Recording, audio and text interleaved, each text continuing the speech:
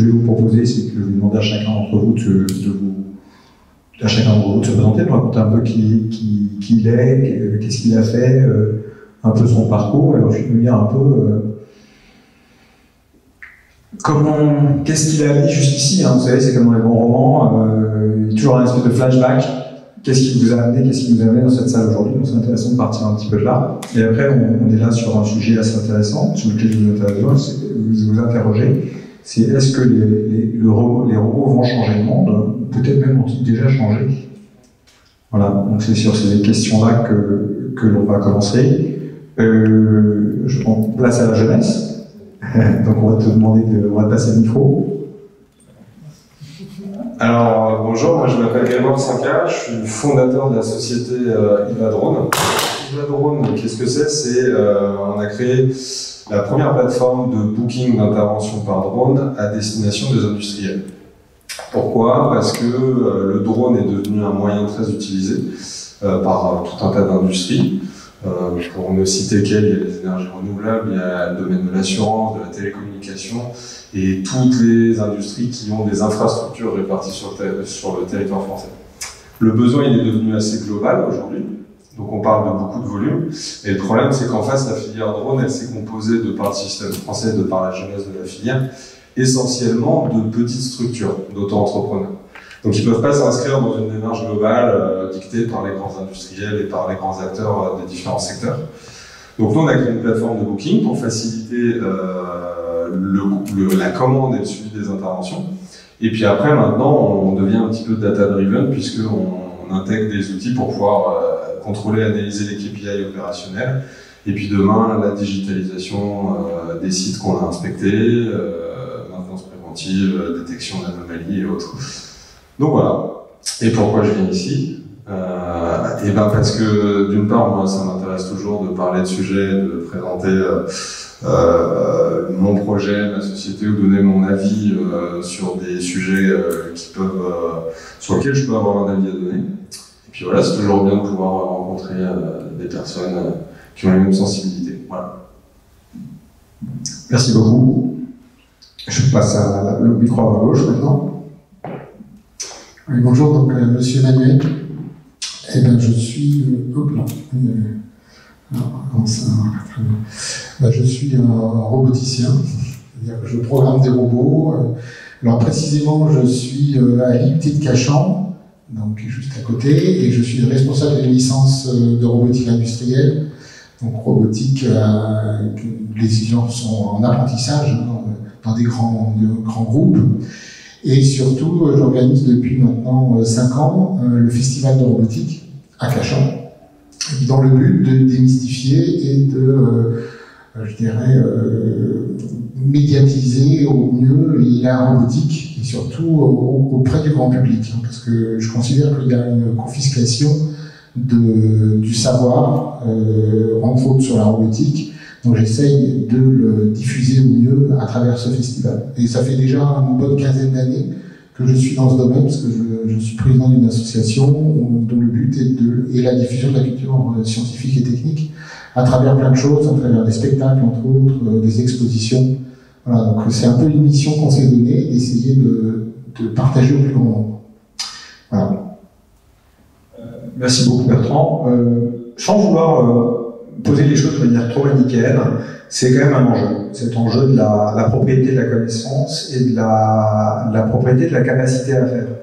On va échanger un petit peu là-dessus, mais c'est quand même quelque chose qui me paraît extrêmement important, qui nous paraît tous extrêmement important aujourd'hui. C'est qu'en fait, aujourd'hui, on est quand même dans une société où on a l'impression que tout est disponible en un clic.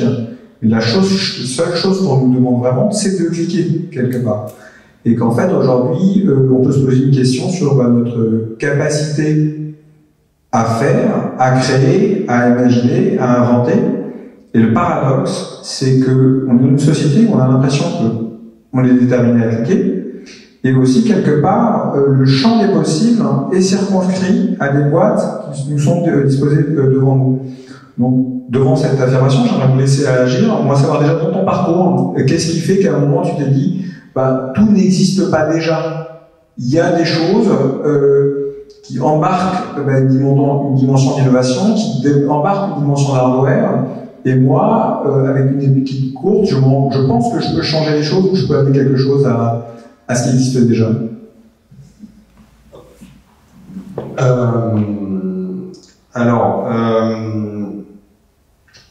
Quand un projet naît comme ça, alors je peux parler que pour mon expérience. Après, je pense que chaque personne fonctionne différemment.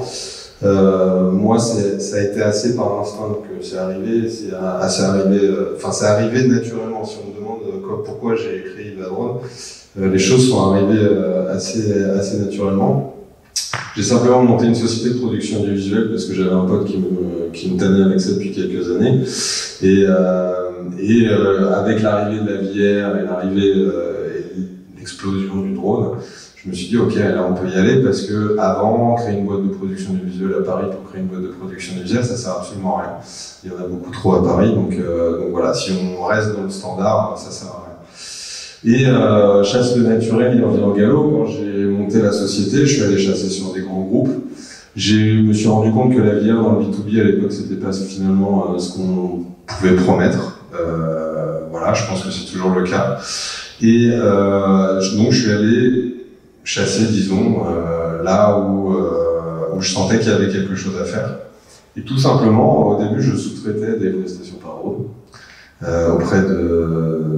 auprès de prestataires qui sont souvent des auto-entrepreneurs en fait.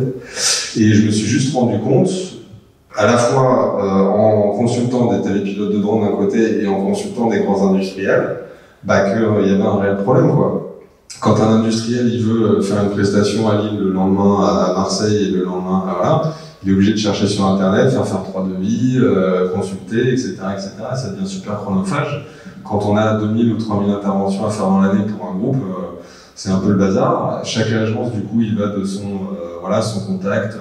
Et puis on se rend compte que les prix, parce que moi, j'étais aussi client de prestations par drone, je voyais que parfois les prix avaient du simple au quintuple, quoi. Donc c'est n'importe quoi. Et simplement, on identifie qu'il y a un problème, un pain sur le marché, quoi.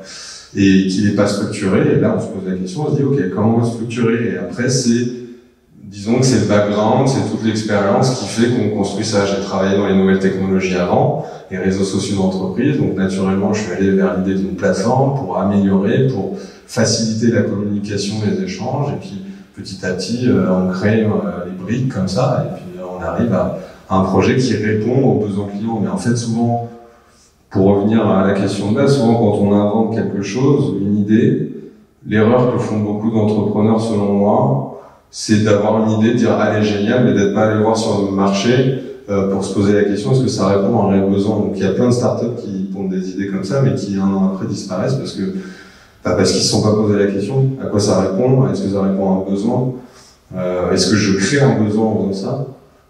Steve Jobs en créant l'iPhone, il a créé un besoin. Voilà, donc il y a ces deux choses-là dans ma réponse. Merci beaucoup. Est-ce que, de ton point de vue, comment tu ressens les choses? Est-ce que tu penses que l'entrepreneuriat, c'est un moyen de création, un moyen de liberté? Est-ce que tu as l'impression que, justement, dans notre question qui nous préoccupe beaucoup depuis des années ensemble, qui est celui de l'accès à la culture scientifique, l'accès à la capacité à faire, est-ce que l'entrepreneuriat, c'est quelque chose qui rime, ou quelles sont les limites, les points positifs, les points négatifs, les points de mise en garde que tu aimerais partager avec nous?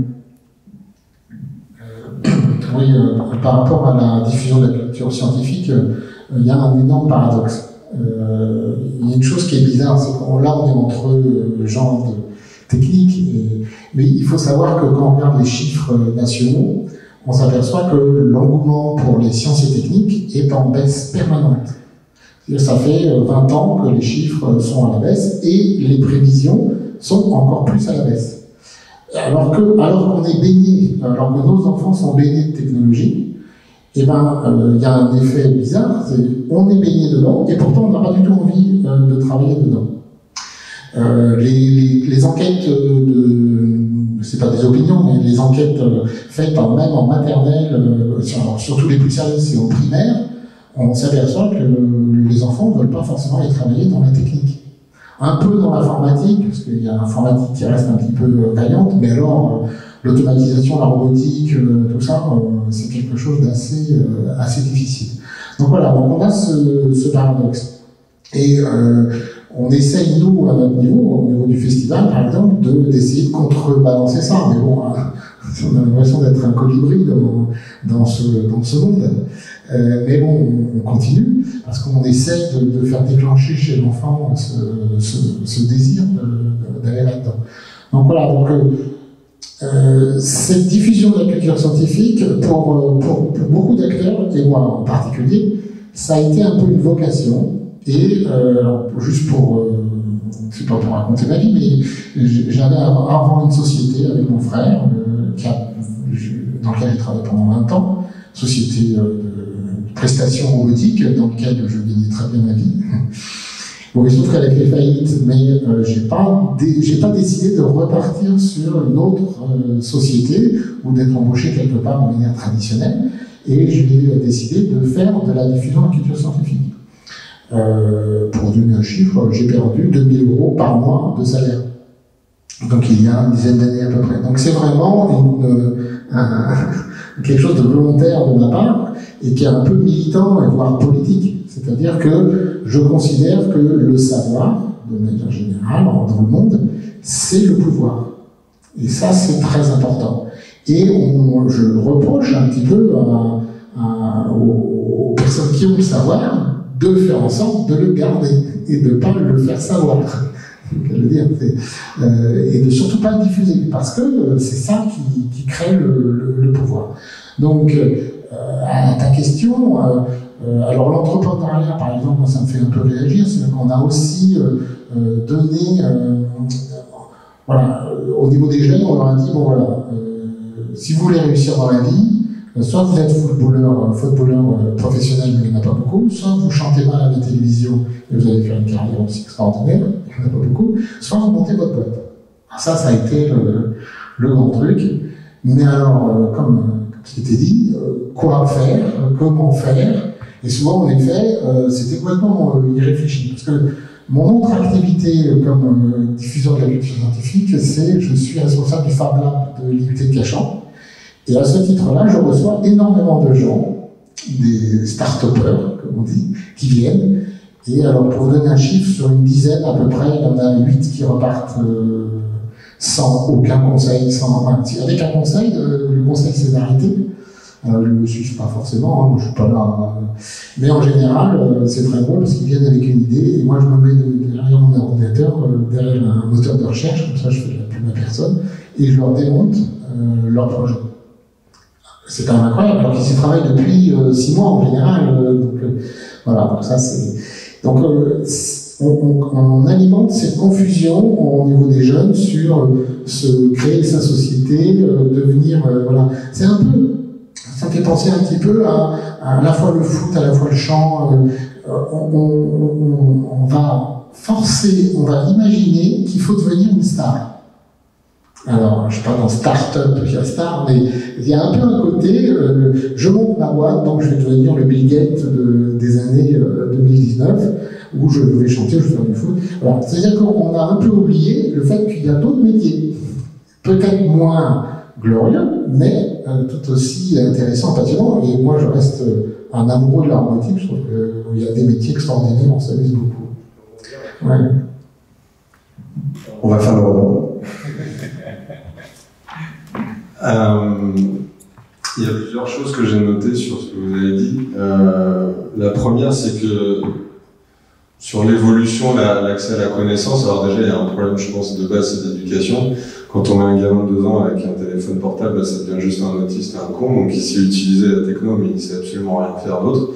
Il a peut-être la connaissance parce qu'il a accès à de l'information rapidement, mais il n'y a rien qui rentre là parce que de toute façon, il est autiste. Aujourd'hui, c'est prouvé, un gamin de 2 ans qui a un téléphone portable dans la main, il devient autiste. Alors, c'est un autisme qui se soigne, mais il est autiste. Donc ça, c'est une première chose. Ensuite, quand on crée un projet, malheureusement aussi, des inventeurs qui créent, là pour le coup, qui font de la vraie recherche-développement, soit dans la robotique, l'intelligence artificielle ou autre, ou dans l'écologie, et c'est ce qui fait certainement qu'on est encore dans cette situation, et on parle d'écologie en ce moment, de la fin du monde, etc. C'est que je pense aussi que les grands industriels, quand ils ont repéré une belle technologie, ils la prennent, ils la mettent dans un tiroir, parce que ça va tuer leur business. Donc là, il y a aussi on ferme les portes à l'évolution de la technologie, à l'accès à la connaissance, parce qu'une technologie qui arrive sur le marché, c'est une connaissance qu'on donne auquel on a accès forcément. Donc même si on ne sait pas comment c'est fait, etc., on peut avoir accès à ces choses-là. Donc après, c'est quand même intéressant d'avoir des entrepreneurs qui ont envie de créer, de changer le monde, c'est bien d'avoir cette impulsion-là. Le problème, c'est de savoir qu'est-ce qu'ils en font après. Quelqu'un qui va juste inventer quelque chose et qui va le vendre à plusieurs millions à un grand groupe derrière, c'est bien, mais il faut se poser la question aussi, pourquoi est-ce qu'on fait ça à la base? Si c'est pour vraiment changer les choses, alors moi, le jour où je peux vendre ma boîte, je vais vendre ma boîte, mais ma boîte n'est pas faite pour changer le monde. En revanche, ceux qui créent des choses pour changer le monde, moi je peux changer, structurer un secteur, etc., mais une fois que je le vendrai, il sera utilisé. En revanche, quelqu'un qui va inventer quelque chose qui a la capacité de changer, d'être un vrai game changer sur l'évolution future de la société ou des usages ou autres, et ben bien souvent le problème c'est qu'elle est mise dans un placard, elle est ressortie 10 ans après quand c'est le bon moment, et que ça freine l'évolution aussi. Voilà, je pense. Ah, je passe le micro. Si tu veux t'asseoir, on va discuter entre nous deux. Non, je vais simplement penser à quelque chose qui me tient vraiment à cœur, c'est ce qui est relié au climat, je dirais à tous les problèmes d'environnement. Souvent, malheureusement, on met la technologie, et surtout l'automatisation, la robotique, et un peu les IA aussi, dans le côté mauvais élève pour le climat. C'est-à-dire qu'on dit, bon, ça c'est mauvais, ça c'est caca, parce que c'est la consommation, c'est la surconsommation. Voilà. Et d'ailleurs, les startups, elles ont la partie belle. Et en général, ah oui, c'est un startup, il va inventer une poubelle qui pulvérise le déchet, on ne sait pas comment. Voilà. Donc, ce que je trouve un peu dommage, c'est que par exemple, pour mon domaine, qui est la robotique, l'automatisation, c'est un peu la sous-famille de l'automatisation, et je vais peut-être vous surprendre, mais moi je parle souvent de circuits courts. C'est-à-dire que quand on parle de circuits courts dans les milieux bien pensants parisiens, on pense aux AMAP, on pense aux fruits et légumes principalement, sur quelqu'un qui va vous amener votre carotte directement chez vous, qui l'a récoltée, qui l'amène directement chez vous. Et bien finalement, vous prenez simplement ce qu'on a tous sur nous actuellement, c'est-à-dire des vêtements. Les vêtements, à peu près, on sait en moyenne qu'un vêtement fait à peu près 4000 ou 5000 km avant de vous arriver sur le dos. Pourquoi? Parce qu'il n'est pas fabriqué en France. Des fois, il est assemblé in fine en France pour avoir le made in France, mais globalement, il a fait beaucoup de kilomètres. Et donc, on s'aperçoit que fabriquer de l'industrie traditionnelle, on n'est plus dans la start-up, on est dans le traditionnel, c'est très important que ça soit fait sur place pour réduire. Voilà. Moi, je rêve, on en parle beaucoup, vraiment d'une vraie taxe carbone de transport, c'est-à-dire qu'on ait vraiment un impact financier très important sur le fait d'aller chercher des denrées très très loin, et donc d'automatiser et de robotiser au pied de là où on consomme. Donc c'est pas que les fruits et légumes, c'est aussi tous les biens de consommation. Et on pense pas avoir... On oppose souvent la décroissance, la non-consommation par rapport aux technologies, mais il faut être réaliste. On est dans la technologie, on vit avec la technologie, et c'est pas réaliste de revenir complètement au zéro complet par rapport à ça. Donc voilà, je suis un peu, excusez-moi, je suis un peu véhément, en colère là-dessus, parce que on se fait souvent renvoyer dans nos rangs le fait qu'on est des pollueurs. Et voilà, je pense qu'il y a une marche là-dessus très importante. Ok, je passe le micro. Excuse-moi. Non, dernier exemple, et là du coup ce sera parfaitement dans la thématique, et ça rejoint ce que vous dites. Quand j'étais plus jeune, j'avais regardé un documentaire un peu activiste qui s'appelle Zeitgeist. Et il parle d'un projet qui s'appelle le projet Vénus, qui a été fait par un célèbre architecte français, qui a imaginé, en fait, lui, son principe, et on commence à en parler aujourd'hui, mais cette personne-là, il a ce projet-là depuis quasiment 20 ans. Alors, je me souviens plus du nom, mais si vous tapez projet Vénus, vous allez le trouver. Il parlait déjà il y a 10-15 ans de revenu universel. Pourquoi? Parce que lui, ce qu'il dit, c'est qu'effectivement, avec la robotique, l'automatisation, il a pensé, imaginé, avec toute la connaissance aujourd'hui ce qu'on a sur la planète, de créer des villes qui sont complètement circulaires, complètement autonomes, complètement automatisées, et où en fait demain, si on répliquait ce modèle, il n'y aurait plus besoin de travailler, c'est-à-dire entre guillemets, le seul travail qui sera fait sera bénévole au service de l'éducation, de la recherche, de la médecine et de la culture. Et ça s'arrête là. C'est-à-dire que tout le reste peut être automatisé grâce à l'intelligence artificielle, la robotique, etc. Et qu'il y a des matériaux, il faut prendre des exemples, vous pourrez regarder son projet d'une maison avec un métal à mémoire de forme, où en fait il crée une structure, une maison, il l'écrase pour que ça devienne un mini cube, et puis quand il arrive sur le site, on lâche, on chauffe en fait, et tout reprend sa forme. Et donc voilà, il y a tout un tas de procédés. Lui, il a réimaginé tout un système. Alors je crois qu'il est mort il y a 2 ans, mais il y a ce projet-là qui existe depuis longtemps, et ça va dans le sens parfaitement de ce que vous dites et de la thématique d'aujourd'hui. Pour rebondir, moi j'ai le micro, là, je regarde un peu. En fait, c'est un peu le sujet. C'est-à-dire ce qui est amusant, c'est qu'en très longtemps, un peu comme dans la série Heroes, parce qu'il y a beaucoup de gens qui aiment bien les séries de SF autour de cette table, et je pense dans l'Assemblée aussi, le sujet c'était change the world, on va changer le monde. Et le problème, c'est que le monde, il change, mais il a déjà changé. C'est-à-dire qu'en fait, le monde dans lequel on est aujourd'hui, le monde dans lequel on était il y a 10 ans, ils sont différents. C'est-à-dire que le réchauffement climatique, il y a 10 ans, c'était une peur, aujourd'hui, c'est une réalité. La surpopulation, hier c'était une peur, aujourd'hui c'est une réalité. Aujourd'hui on sait que le mur il est proche, c'est-à-dire qu'aujourd'hui de toute façon on surconsomme nos ressources. Donc ça c'est un peu le contexte dans lequel on est.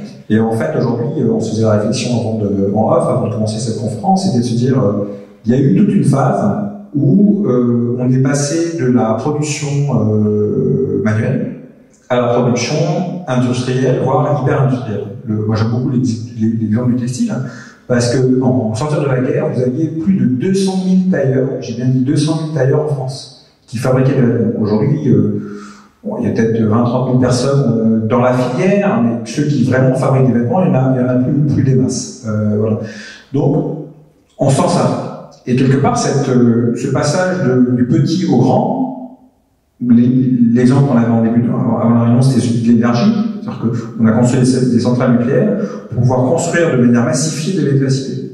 Et ce qui est intéressant, et la question qu'on a le droit de se poser, c'est ce schéma, ce mouvement de balancier qui nous permet de nous rendre compte qu'aujourd'hui, on peut arriver à des coûts de production d'électricité par les énergies propres ou renouvelables de manière compétitive avec le nucléaire. Ça pose la question de ce retour à la production locale. Est-ce que oui? Est-ce qu'il est temps? Est-ce qu'on va pouvoir reproduire à côté de chez nous? Pour quelles raisons? On pourra en reparler un petit peu. Mais on est en droit, et surtout avec le thème de cette table ronde aujourd'hui, de se poser la question, est-ce que le mouvement du balancier est venu?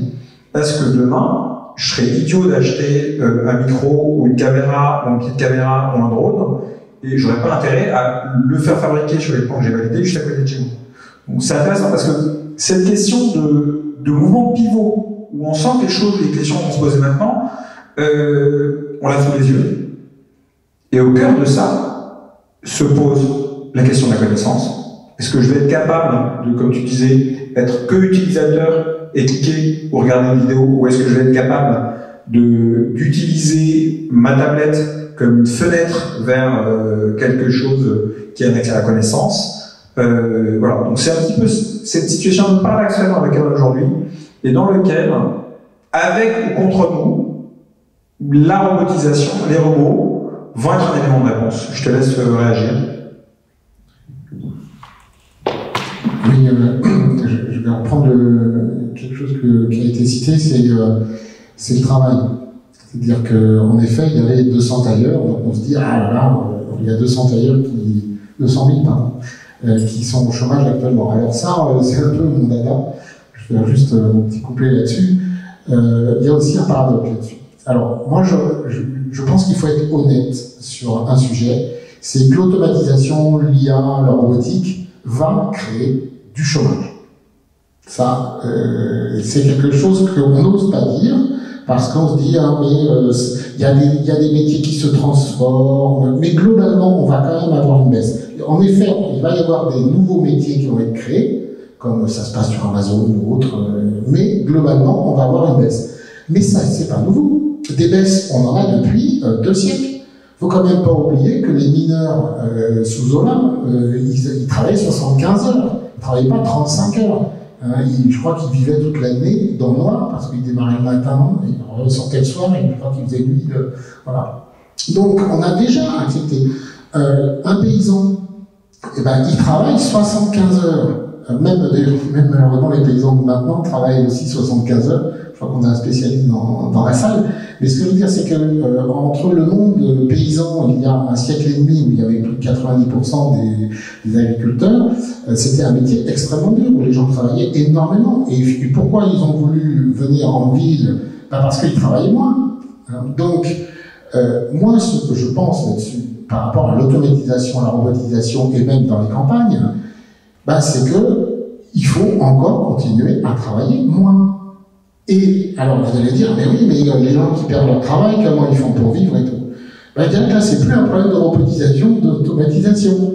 C'est un problème politique, c'est un problème de répartition des richesses. Mais là, c'est plus tellement le thème qui nous intéresse aujourd'hui, mais il faut quand même savoir, il faut quand même oser le dire, que c'est un problème de répartition des richesses. C'est pas gênant, moi ça me gêne pas de travailler moins, même si personnellement je suis plutôt un work alcoolique, mais ça c'est un autre, chacun ses tocs, hein. Mais moi ça me dérange pas qu'il y ait des gens qui travaillent moins, d'où les discussions sur le salaire de vie, le salaire minimum et autres. Voilà, donc il faut accepter ça. Par contre, il faut l'accompagner de manière politique, et ça c'est un tout autre sujet. Et, bon, ça, on partirait loin dans le débat, mais en tout cas, en tant que roboticien, moi, ça me gêne pas. À chaque fois que quelqu'un m'interpelle en me disant « mais vous êtes en train de créer du chômage », je dis « oui, mais franchement, si un robot, je dis souvent cette phrase, si un robot est capable de faire la tâche qui a été remplacée, ça veut dire que franchement, c'est une bonne chose pour la personne qui faisait cette tâche. » Parce que c'est pas humain de travailler comme un robot. Les robots, eux, ils sont faits pour ça. Donc autant. Et pour finir, on remet pas en cause, par exemple, je pense à l'agriculture, on remet pas en cause l'invention du tracteur. Personne n'a envie de relaborer les champs avec un soc et un cheval ou un humain devant. Donc voilà. Donc moi je pense que c'est un faux débat. Moi, j'allais prendre un exemple assez simple de ce qui va se passer dans mon secteur dans 5 ans. Comme ça va être assez clair. Aujourd'hui, moi, via ma plateforme, un industriel rentre un type de mission, il choisit une localisation, c'est le temps qu'il va faire, la couverture nuageuse, une localisation, il clique, hop, ça va booker le télépilote le plus proche. Bon. Il y a à côté de ça de la recherche-développement. Alors, un drone, que ce soit au sol ou en l'air, c'est considéré comme un drone, à partir du moment où c'est télépiloté. Il y a un travail sur ce qu'on appelle les drones autonomes. Alors aujourd'hui, il y a une barrière législative qui ne permet pas de faire voler des drones, c'est pour ça que vous n'en voyez pas encore partout, qui vous livrent, des drones taxi, etc. Nous, on travaille quand même au niveau européen sur une réflexion pour créer des couloirs aériens pour les drones. Donc ça veut dire que demain, vous allez avoir des drones de livraison, vous allez avoir des drones taxi, et nous, c'est malheureux, mais dans 5-6 ans, les drones autonomes, si moi je veux que ma boîte continue de vivre, parce que les drones autonomes deviendront la norme, il faudra peut-être, j'espère pas, pour moi il y aura une phase intermédiaire avec un télépilote qui sera dans son bureau et qui pourra faire voler un drone à Lille et puis après un drone à Marseille ou ailleurs. Mais il y a donc cette phase intermédiaire qui est là, il y a déjà une boîte qui le fait d'ailleurs. Mais demain, les drones sont autonomes, donc on aura des bases installées de drones, puis le drone il ira faire son inspection tout seul. Il se repositionnera et dedans il y aura de l'intelligence artificielle, etc. Donc ça veut dire qu'aujourd'hui il y a 7500 télépilotes de drones. Je pense qu'en 2025 il y en aura 20 000 voire 30 000. Bah ceux-là, en 2-3 ans, ils vont disparaître quasiment. Il y aura toujours des trucs spécifiques. Donc après, il faut savoir simplement comment réorienter les métiers avant que les métiers disparaissent. C'est-à-dire que le télépilote de drone sera peut-être quelqu'un qui fera de la maintenance sur les drones. Donc il y a des évolutions à avoir. Mais à un moment donné, on en par exemple ce projet Vénus ou ces choses-là, c'est qu'à un moment donné, mais le problème c'est que ça n'arrivera pas. Et ce qui va se passer, c'est qu'il va forcément y avoir un clash et un crash à un moment.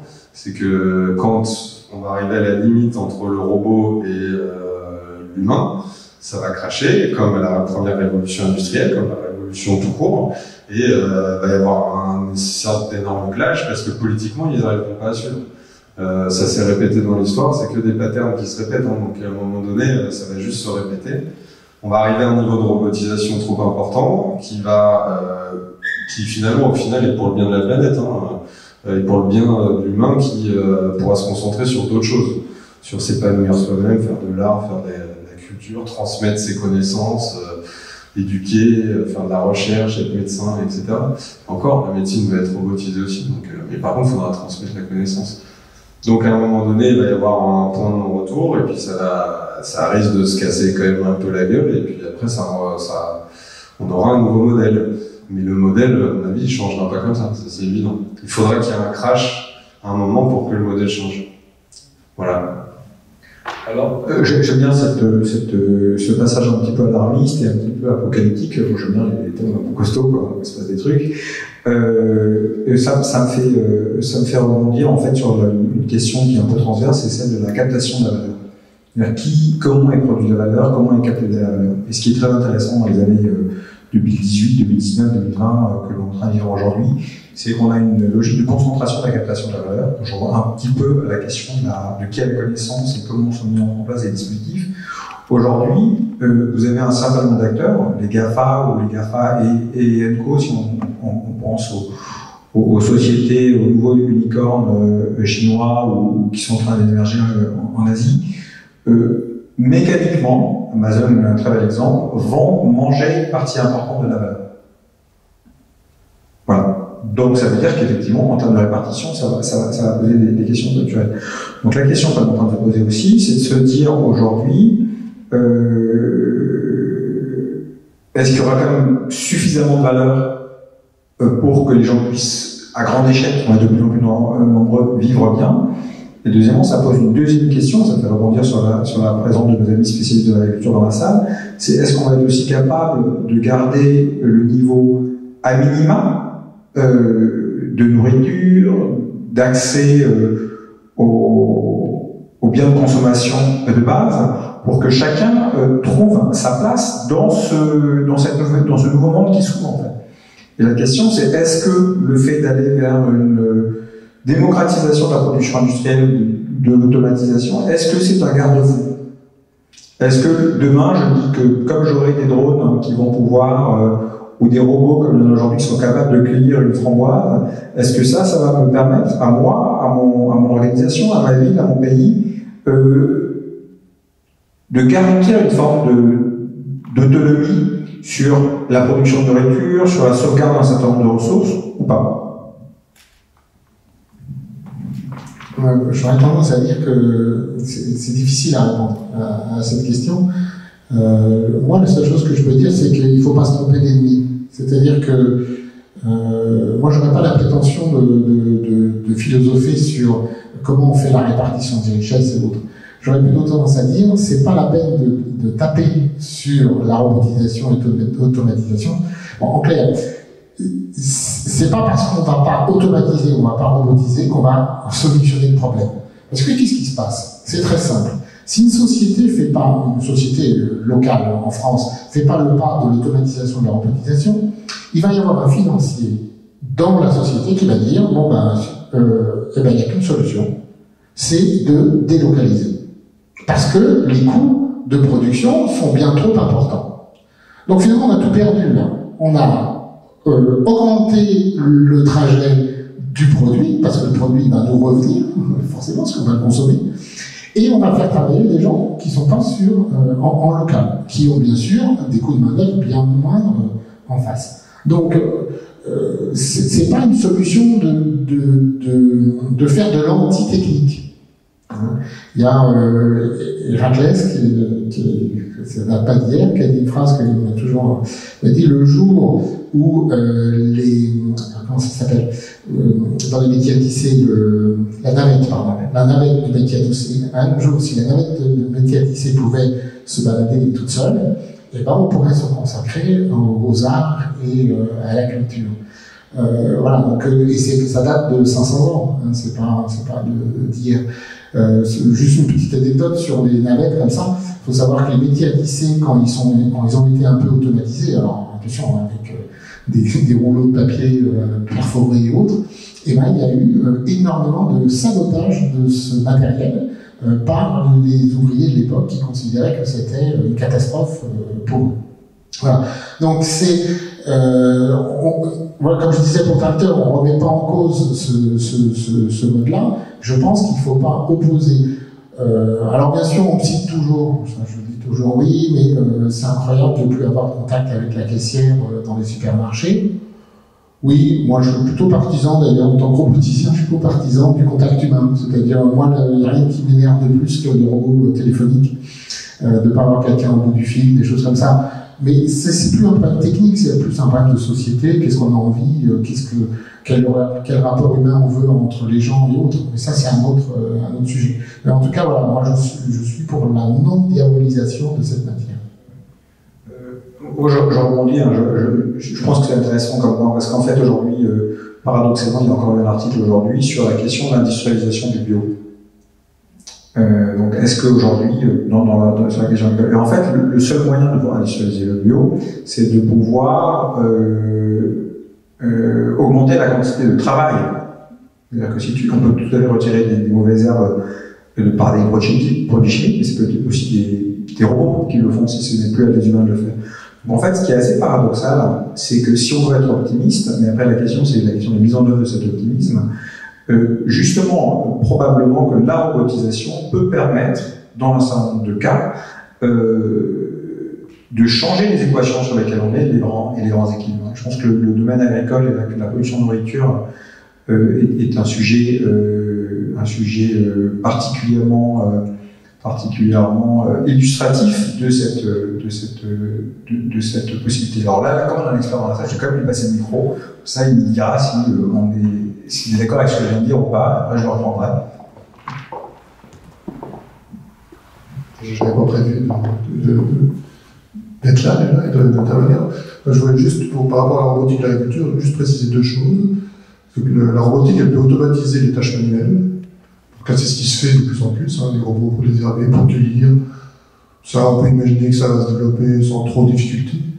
Et puis il y a l'automatisation des tâches intellectuelles, c'est-à-dire que c'est la capacité de l'homme d'observer et de déduire qu'il faut agir ou qu'il y a un manque d'engrais ou une plante qui... Et ça, l'homme a des capacités qui sont encore très très loin d'être atteintes par les robots. Observer, sentir, goûter. Je dis ça en connaissant cette cause. Hein. Même déjà observer, simplement voir, transformer quelque chose que l'œil a vu en quelque chose qu'une caméra a vu. Je vous garantis qu'il y a encore, je ne vais pas dire 10 ans, 15 ans, 20 ans, mais il y a beaucoup de difficultés. Donc, les tâches manuelles, ok, les robots, ils vont y arriver, ils vont rendre de très grands services, ils vont améliorer le bio, parce qu'on va pouvoir désherber mécaniquement, c'est pas trop compliqué. On va cueillir, donc on va remplacer certaines tâches humaines fastidieuses. On pourra peut-être même cueillir au meilleur moment, parce qu'on aura plus de robots, donc on pourra agir de manière avec plus de discernement. Mais le pilotage, ou en tout cas le pilotage des cultures, c'est le fait qu'on doit faire en sorte que les cultures soient pas trop dégradées par les conditions de climat, par les parasites. Là, il y a beaucoup de choses qui sont faites, mais là, je pense qu'il y a encore un effort à faire.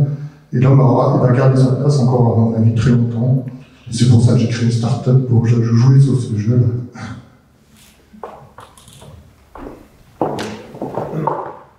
Merci. Alors, si je peux me permettre, vous êtes certainement plus expert que moi.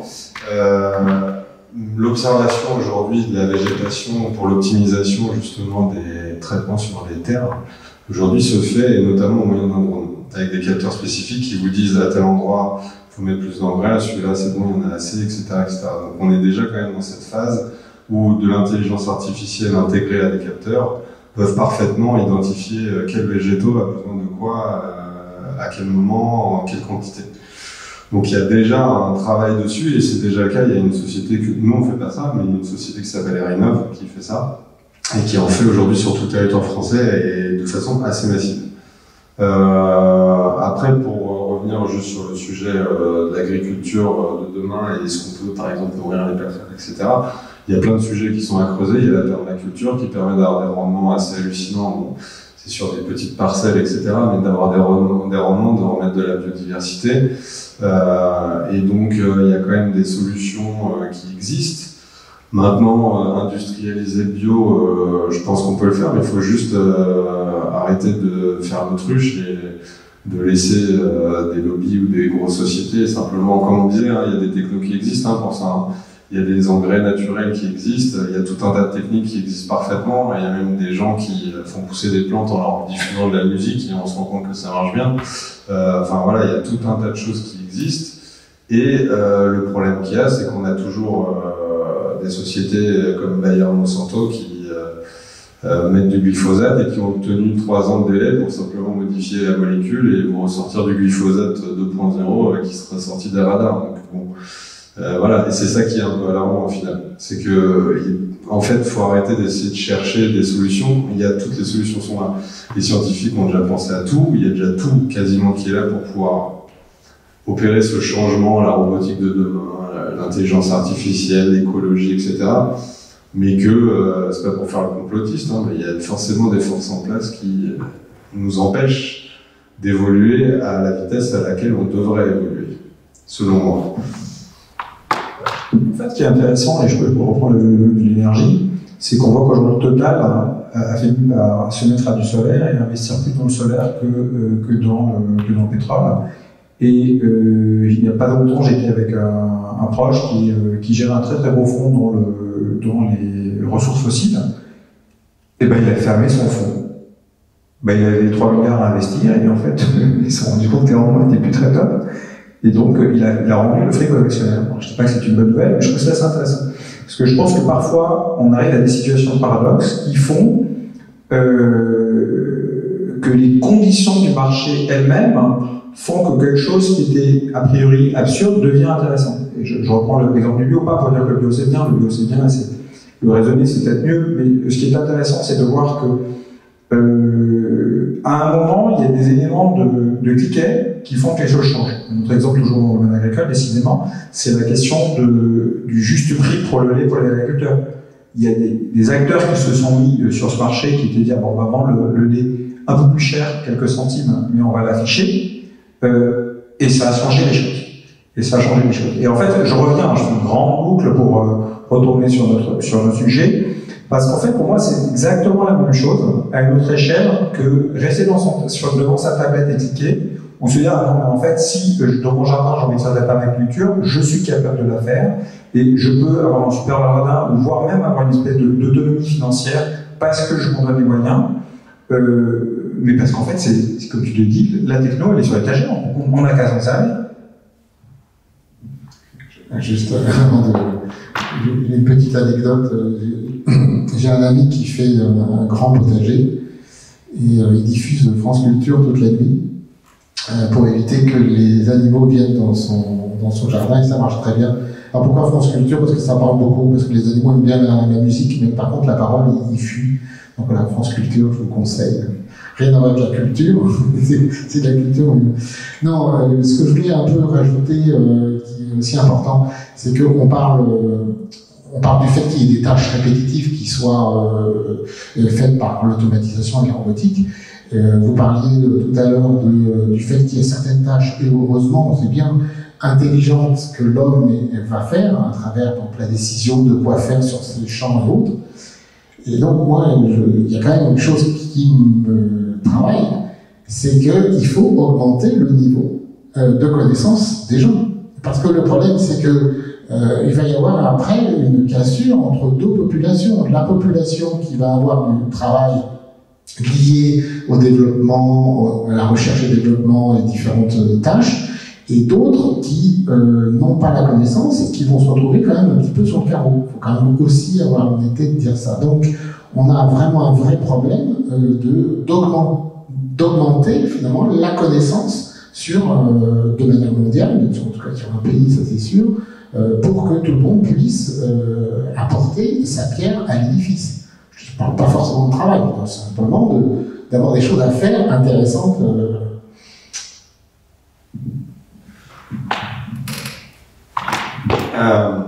Je suis complètement d'accord. Et sur le sujet de revenir de le monde de demain, la robotique, comment changer le monde, etc. Effectivement, les industriels y mettent forcément des barrières, parce que quand on a ça un business, on le protège. Et à un moment donné, il y a un point de non-retour où la masse, la population fait plier l'industriel qui va passer d'une technologie à une autre. Donc on peut parler de robotique ou de tout autre sujet. Alors, en fait, il y a une phrase très simple. Moi, j'avais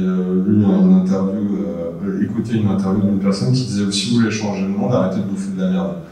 Voilà, c'est tout simplement comme ça. Donc si vous voulez changer le monde, arrêtez de consommer des choses qui éthiquement ne conviennent pas avec le monde tel qu'il doit être aujourd'hui. Voilà, moi ça fait 2 ans que j'ai pas mis mes pieds dans un supermarché, que je vais soit chercher mes légumes dans les champs, soit je vais chez Biocoop, par exemple. Donc voilà, ça peut paraître bizarre dans quelqu'un qui porte un costard, etc. Mais c'est comme ça qu'on change le monde.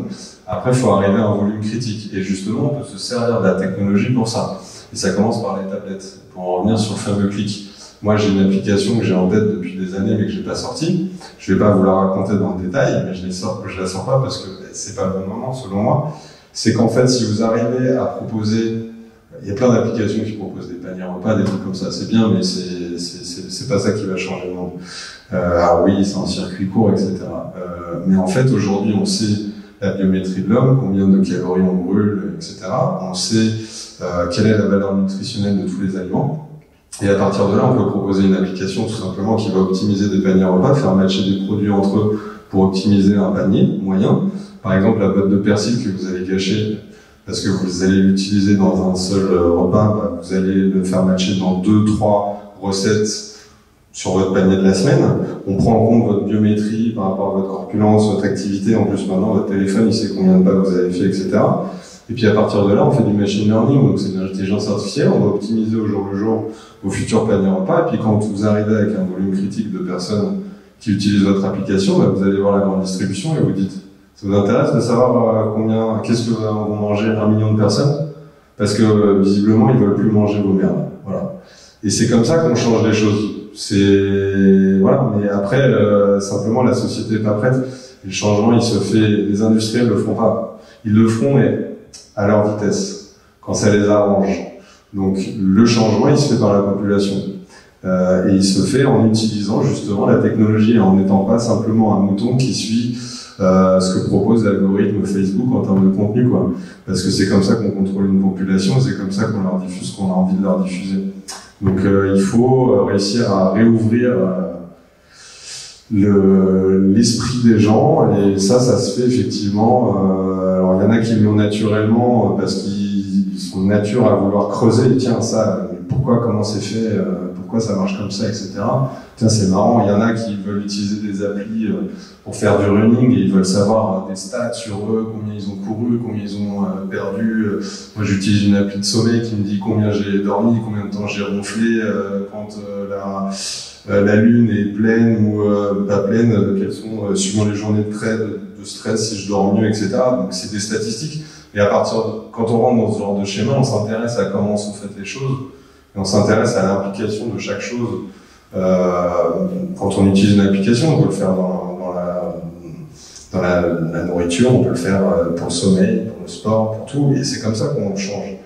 Mais ça vient de la population. Donc tant que la population sera malheureusement cantonnée à utiliser des téléphones à l'âge de 2 ans et à passer leur vie sur Facebook, voilà, on aura malheureusement, le monde avancera à la vitesse dictée par les GAFA ou autres.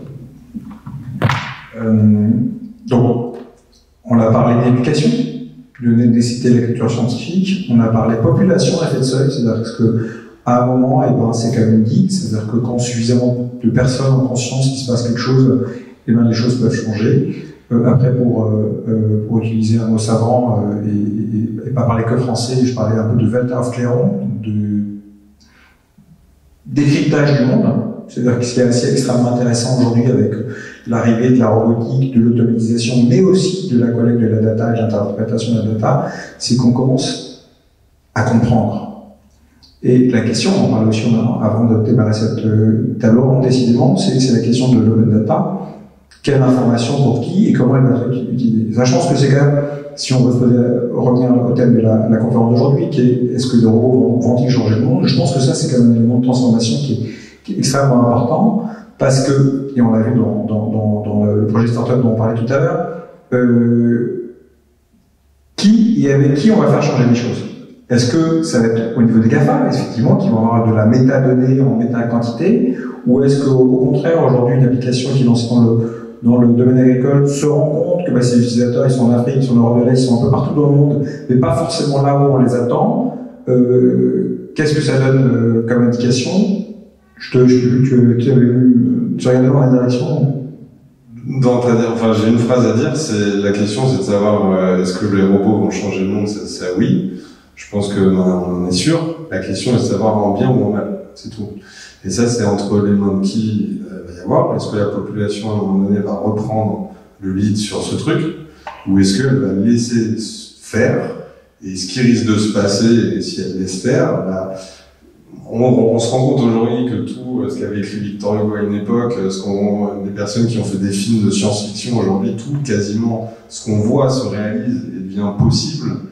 Donc la question est de savoir, et si on regarde Black Mirror, des trucs comme ça, si vous regardez la série, ça peut faire peur, mais en fait, à un moment donné, la question c'est de savoir est-ce qu'on va arriver à une population qui va être contrôlée, gérée, analysée par la robotique, par l'intelligence artificielle à des bonnes fins ou à des mauvaises. À mon avis, c'est plutôt la question finale de dire la robotique va changer le monde, oui.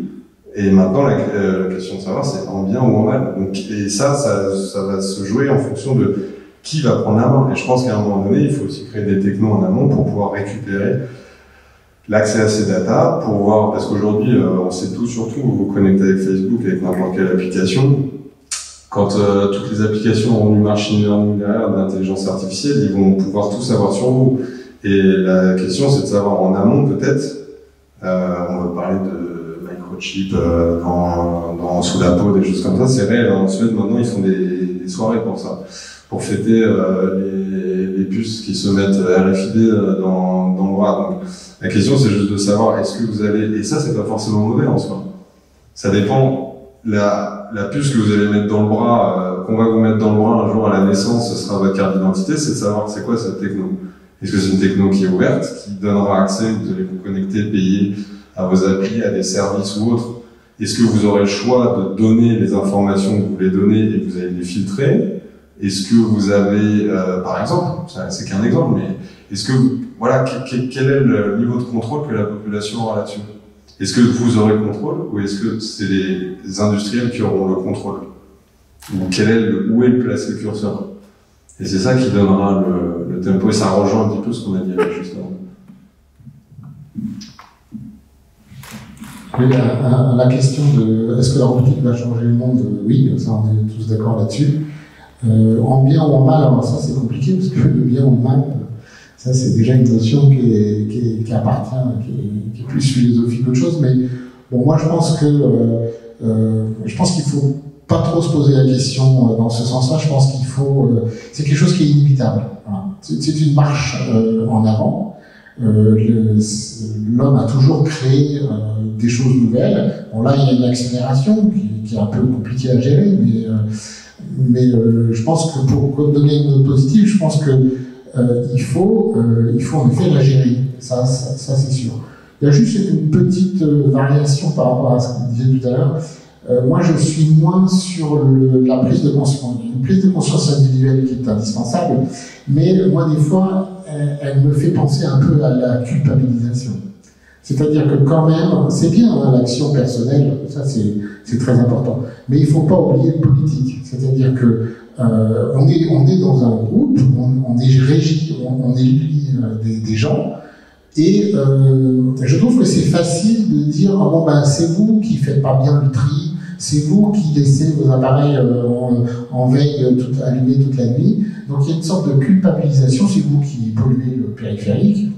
Alors que le politique, il a le pouvoir quand même de légiférer. C'est-à-dire qu'il a le pouvoir, en effet, sur les GAFA, par exemple, on parle beaucoup de ça, il a le pouvoir de dire il faut payer, il faut réguler, sans forcément tomber dans un extrême chinois, parce qu'on disait à l'époque un extrême soviétique, mais maintenant on va plutôt parler des extrêmes chinois. Mais il y a une régulation du politique, et je pense que nous, par contre, individuellement, c'est important de leur dire qu'il faut qu'ils le fassent. Éventuellement de leur montrer l'exemple, c'est intéressant en effet. Hein, comme dit, ne pas consommer de la merde, mais moi je suis toujours gêné, par exemple, juste un exemple, on dit aux gens arrêtez de voyager, de partir loin, de consommer du kérosène pour aller en vacances à 10 000 km, alors qu'en Corrèze c'est très bien. Quoique la Corrèze, bon. Ce que je veux dire par là, c'est que on n'est pas vraiment responsable de ça. Parce que vous regardez n'importe quel jeu télévisé ou sur Internet et autres, qu'est-ce que vous gagnez? Vous gagnez un voyage. C'est-à-dire que le Graal, pour tout le monde, c'est le voyage. Donc, ça veut dire que quand vous avez finalement la possibilité de faire quelque chose, qu'est-ce que vous dites? Je vais faire un voyage. Parce que c'est ça qu'on m'a indiqué comme étant la chose qu'il faut réussir dans sa vie. Si vous n'avez pas fait un voyage à 50 ans, c'est que vous avez raté votre vie. Pour reprendre... Voilà. Donc, je pense que, tout ça pour dire que le politique a beaucoup de choses à dire. Moi, je reste par contre très optimiste, c'est-à-dire que je pense même que le placement climatique, la technologie a son mot à dire là-dessus. Il faut travailler là-dessus, à la fois sur les énergies renouvelables, mais aussi sur la manière de consommer différemment. Ça, je suis tout à fait d'accord avec vous là-dessus. Pour optimiser la consommation, pour arrêter le déchet, des choses comme ça. En fait, je suis d'accord avec vous, ça peut venir aussi de la technologie. C'est l'inventeur qui va créer un besoin. Il y a le politique, il y a la conscience collective qui évolue, malheureusement souvent trop doucement, et parce qu'elle est certainement un petit peu compartimentée aussi, mais il y a aussi l'inventeur.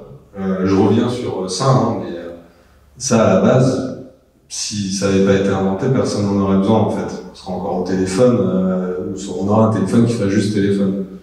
Donc on crée le besoin aussi. C'est-à-dire que si on crée quelque chose de génial qui permet aux gens, quand ils quittent leur appartement, de mettre tous les outils en veille et de couper le courant par exemple, ou des choses comme ça, on invente quelque chose qui est accessible, qui fait économiser de l'argent, qui est écologique et qui rentre dans une démarche qui est facilement acceptable par la population. Et qui devient, et là après c'est le génie du marketing ou quoi, mais qui devient un peu viral et que tout le monde va avoir. Voilà. Ouais, ce qui est intéressant aussi dans cette histoire de robots et de robotique, c'est aussi la relation, le rapport à la matière. Donc, je vous interroge un peu là-dessus, puisque c'est un point qui est intéressant. En fait, aujourd'hui, on a de plus en plus d'intellectuels, de philosophes ou de gens qui essaient de faire de leur vie quelque chose qui a du sens à leurs yeux, qui vont laisser tomber le clavier ou qui vont laisser tomber le stylo et qui vont dire moi j'ai envie de faire quelque chose de mes mains. Alors, moi, ceux qui me connaissent savent que j'aime bien la culture asiatique, je m'intéresse pas mal au Shinto au Japon, et que la question du rapport à la matière et du rapport à la fabrication, c'est quelque chose qui m'interroge beaucoup. J'aimerais vous faire rebondir, donc ça peut paraître un peu abstrait, cette question d'incarnation du robot, d'incarnation de formation, parce que je reviens un peu vers la formation. On fabrique des choses quand même quand on fait des mécanismes ou quand on opère des drones. J'ai pas, tu peux. Est-ce qu'en fait, quelque part, quand on parle de robotique, est-ce qu'on s'intéresse aussi à des objets? À des objets qu'on fabrique, à des solutions que l'on met en œuvre. Toi, tu m'as dit au début, tu louais des drones. Est-ce qu'aujourd'hui, ces drones, à un moment, tu les as montés? Est-ce que tu les as construits? Ou au contraire, aujourd'hui, tu considères que c'est une commodity? Pour moi, un drone, c'est une perceuse. C'est pas plus que ça. Qui vole. Enfin, c'est pareil. C'est un outil, c'est pas une fin en soi. Ce que doit permettre le drone, c'est... Après, il y a l'évolution, mais moi, je suis pas fabricant de drone, donc je laisse ça à ceux dont c'est le métier, où il y aura des évolutions qui feront un drone autonome de demain. Mais le drone, c'est juste un outil. C'est un outil qui évitera éventuellement, demain, de faire monter des gens sur des nacelles en l'air, de faire du travail en hauteur qui est dangereux, de faire ces choses-là. C'est ce que le drone remplace ça. Donc le drone, je pourrais vendre des perceuses avec le gars qui va percer, c'est pareil. Simplement, c'est un outil qui vient utilisé de façon large, de plus en plus, dans tout un tas de domaines. Et donc, il faut pouvoir simplement adresser de la meilleure façon ça, de la façon la plus intelligente possible, la plus optimisée possible, notamment à travers notre plateforme pour optimiser, pour éviter que la personne se déplace trop. Voilà, on prend le télépilote le plus proche qui va faire l'intervention, qui est équipé du bon matériel, etc.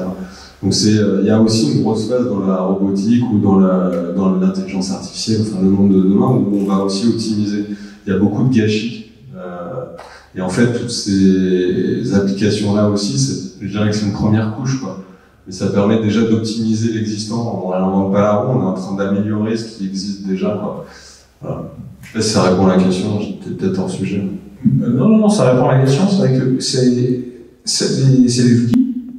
Après, quand on sort une jolie céramique du four, il y a une certaine satisfaction, une certaine surprise d'avoir la couleur, à se rendre compte, bah si, ça ressemble pas mal à un modèle, ou au contraire, dans le four, il y a quelque chose d'assez différent. Et en tant que praticien, dans le quotidien, c'est un vrai plaisir. Donc la question que je pose, c'est quand on a vraiment fabriqué des robots en vrai, quand on est parti de l'idée ou de l'équation, ou du crowbar sur un bout de papier, qu'on voit le truc sortir, est-ce que c'est pas une satisfaction? Et je pose cette question parce qu'en fait, aujourd'hui, dans l'accès à la culture scientifique, il y a aussi cette question du rapport à la matière. Ça fait penser à une petite anecdote. Donc, ça fait une quinzaine d'années que je balade des robots dans des centres de sciences.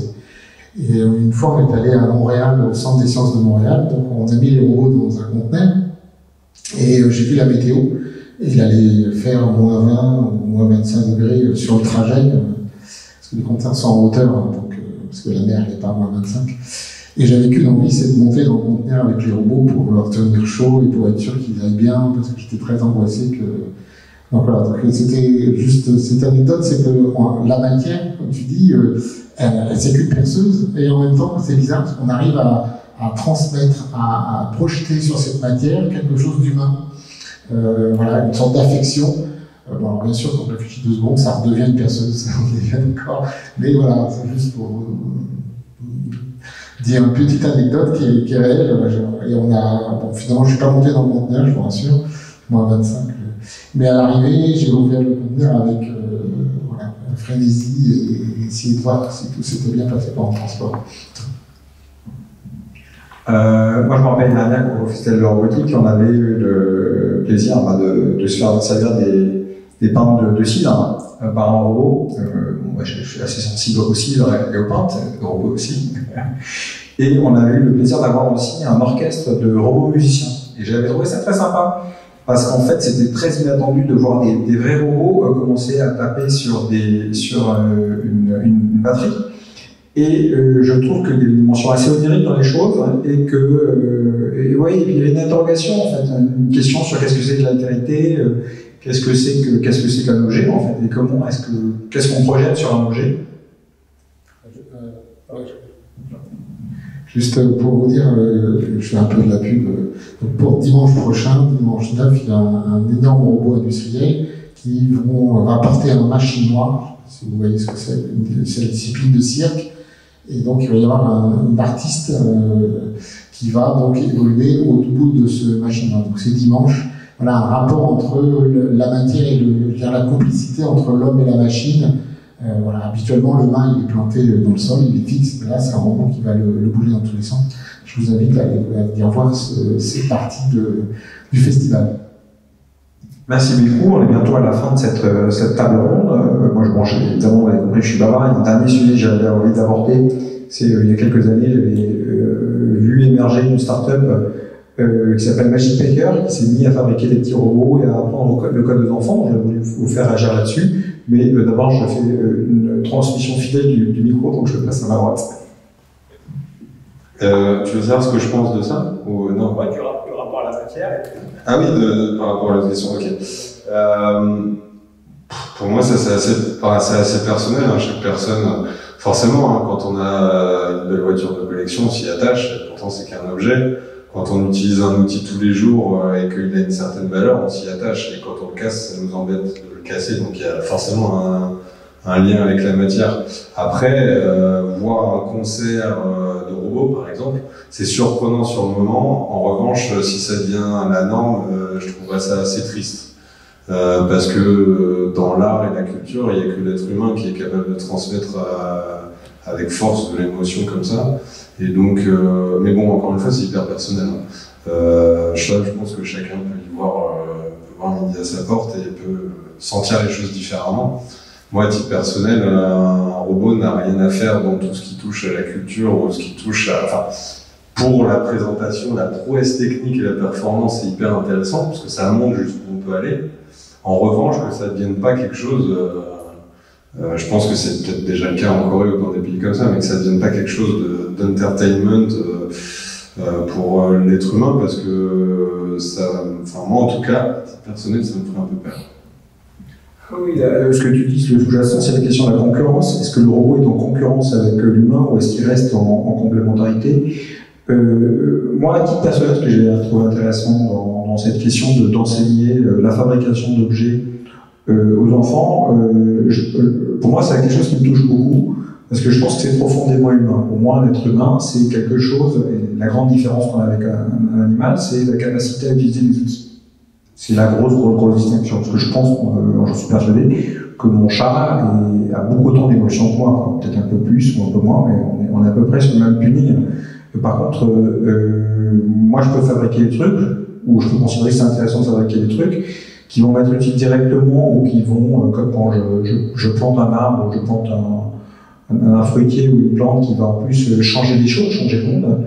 Et je trouve ça assez intéressant, et que pour moi, quelque part, aujourd'hui, il y a une continuité historique à trouver, mais l'outil d'aujourd'hui, c'est quand même le petit logiciel de programmation robotique et la capacité à assembler des pièces et à fabriquer un objet auquel j'ai pas pensé. C'est ce que j'ai vu moi aussi l'année dernière sur le festival de robotique. C'est pas pour en faire la pub, mais je trouve ça intéressant de se dire que c'est aussi les outils d'aujourd'hui et de la génération qui vient.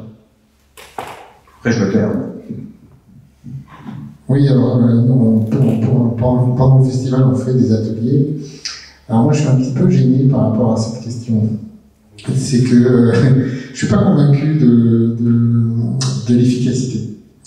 Parce que on s'aperçoit que quand on discute avec des informaticiens, et dans d'autres pratiques aussi, on s'aperçoit que le codage, finalement, c'est une toute petite partie. C'est vrai que les politiques en ce moment sont très friands de ça. On met du codage partout. Il faut absolument que les enfants codent. Bon. Après, moi je trouve que c'est une matière qui est intéressante, qui fait réfléchir et tout ça. Mais c'est pas ça qui va vraiment être la solution, à mon avis, du problème. Je sais pas, je dis ça, c'est un problème, c'est pas vraiment un problème, mais voilà, c'est pas la solution ultime de dire on va faire du codage aux enfants. Moi, à mon sens, c'est pas la solution. C'est sympa, c'est ludique, on en fait, donc je suis un peu contradictoire dans ce que je dis, mais voilà, c'est pas la panacée, voilà, c'est ce que je voulais dire. Parce que le monde, il est différent, c'est pas simplement du codage, c'est une réflexion générale sur l'objet, sur les services et autres. Donc, je trouve que les politiques se dédouanent beaucoup à travers cette politique, voilà, du codage à son poste. Alors moi, c'était pas sur la même partie que j'étais pas d'accord, mais alors je reviens sur ce que j'ai dit au début par rapport à faire du codage par des robots à des enfants. C'est ludique. En revanche, à vérifier, je sais pas si ça fait le même effet qu'un téléphone portable entre les mains d'un gamin, c'est tout aussi inquiétant. Puis il n'y a pas le rapport humain, il y a des choses qui quand même faut développer. Moi, il y a un autre sujet sur lequel je voulais rebondir que tu as dit. Je veux être en confrontation avec toi du tout. Les animaux. Dialectique. Voilà. Les animaux utilisent des outils. Malheureusement, le singe utilise, c'est prouvé maintenant, le singe est capable d'inventer un outil. Les fourmis sont capables de créer, il y a certaines variétés d'espèces de fourmis qui sont capables, en pleine intelligence, de fabriquer des choses pour se protéger. On s'est rendu compte que des abeilles pouvaient, dans une ruche, se mettre ensemble pour essayer de... En fait, elles font vibrer leurs ailes quand un frelon asiatique rentre. C'est une évolution qui est inédite, elles ne le faisaient pas avant. Et quand un frelon asiatique rentre, elles se mettent tout autour et en faisant vibrer leurs ailes, elles tuent le frelon. Donc ça, c'est pas un outil parce qu'elles n'ont pas l'agilité, c'est peut-être plus l'agilité qu'à l'être humain. Mais je pense que les animaux et que les arbres, effectivement aussi, ont bien plus d'intelligence qu'on ne le croit, qui va certainement toucher un autre domaine qui est plus instinctif. Mais l'homme est doté d'un instinct énorme aussi, qu'on a tendance parfois à mettre un peu de côté et qui vont peut-être plus s'écouter de temps en temps. Et donc voilà, je pense, et d'ailleurs il y a un scientifique qui parle beaucoup sur le biomimétisme, je me souviens plus de son nom. On voit beaucoup de vidéos virales sur lui, où en fait on se rend compte que de toute façon les scientifiques, les nouvelles technologies innovantes et révolutionnaires viennent bien souvent du biomimétisme. Donc en réalité, tous les outils concrets sont souvent inspirés, la technologie, les robots, toutes ces choses-là sont inspirés de ce qui marche dans la nature. Et la nature qu'on est en train de détruire d'ailleurs. Bientôt on ne pourra même plus faire de biomimétisme parce qu'il n'y aura plus rien à regarder. Donc voilà, je ne sais pas si je suis un peu débordé sur le truc, mais voilà. Non, c'est très bien, je trouve au contraire, pour une petite synthèse et pour vous à chacun de dire son mot de la fin. Ce qui est intéressant, c'est qu'on voulait parler de robots, on a beaucoup parlé de Mathieu, on voulait parler de demain et on a beaucoup parlé d'aujourd'hui. Et en fait, et j'aime bien dans l'intervention, ce qui est quand même beaucoup ressorti, c'est qu'aujourd'hui, pour la première fois, on est capable de changer définitivement les règles de fonctionnement du monde, que ce soit par nos actions, par la destruction de la biosphère dans laquelle on est, mais aussi par notre capacité à la comprendre différemment, notamment avec le big data, et notamment à changer de rapport à la fabrication, à la construction, grâce à cette nouvelle vague d'automatisme qui est en train d'émerger, et où on a encore une étape intermédiaire, on le sent bien.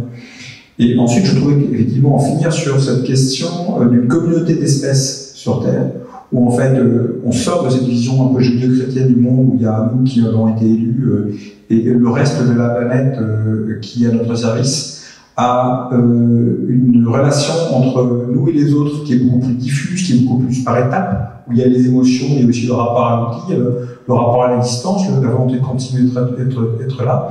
Je trouve que c'était une bonne manière de finir cette table ronde, parce qu'elle nous renvoie à quelque chose qui nous dépasse, et à nous poser des questions qui sont effectivement la question de notre contribution et vers quoi on va aller, est-ce qu'on sera acteur ou pas de ce futur qu'on est en train de dessiner dans tous les cas. Oui, un tout petit mot, mais c'est pour résumer un peu ma pensée. Hein. C'est que, en effet, le robot, c'est un outil. C'est uniquement un outil. Et je pense que ça serait un faux procès de le condamner. Malheureusement, comme tous les outils, c'est nous qui décidons de son emploi. Voilà. Mais moi, je suis assez optimiste sur le bon emploi. Merci beaucoup. Tu veux un mot de la fin ? Oui, bien sûr. Parfait. Merci à tous.